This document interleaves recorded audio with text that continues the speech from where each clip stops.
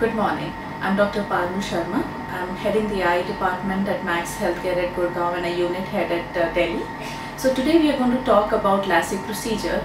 If you've been thinking about getting rid of your spectacles through this procedure, I'm sure there's a lot of info coming your way, some true and some not true. So we're going to help you in making the decision better in what type of LASIK is best for your eyes, whether you're the right candidate to get it done, and what are the complications, if there are any, and long-term results of LASIK. So first and foremost, we decide whether you're the right candidate for LASIK or not. We ask you certain questions like, are you above 18 or 19, because that's where we assume that your numbers have become stable now, and your glasses number should not have changed and should have been stable for more than a year or two at least. Secondly, you should not be having any chronic eye problems like very severe dry eye or recurrent infections, things like uveitis or retinal problems of the eye, or suffering from any chronic systemic illnesses. Your blood sugar levels should be all right. So these are the basic things which we go into the selection of the patient for LASIK. Bit about LASIK, and we have made sure that you are an ideal candidate for LASIK, taking your history.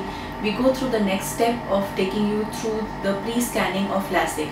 There are certain OPD procedures which you need to undergo in terms of getting your glasses number repeated a couple of times before the procedures, the corneal scanning where we take your corneal thickness, curvature, dilating your pupil, looking at the periphery of the retina to make sure that the retina is fine, measuring your tear film. So basically making sure that your eyes are fit enough for LASIK, and we'll just take you to a station and show you where these equipments are.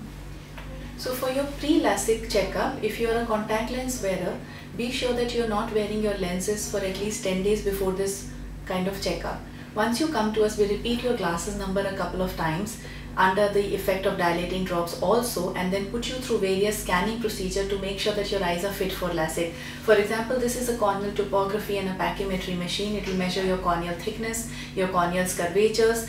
Then this is an aberrometer which will measure your corneal aberrations, because it's all about customized LASIK. So it will pick up the normal aberrations of your eye, and when we feed it into the LASIK machine, it will also try to correct your normal aberrations and try to give you better vision with better contrast sensitivity, apart from removing your glasses number.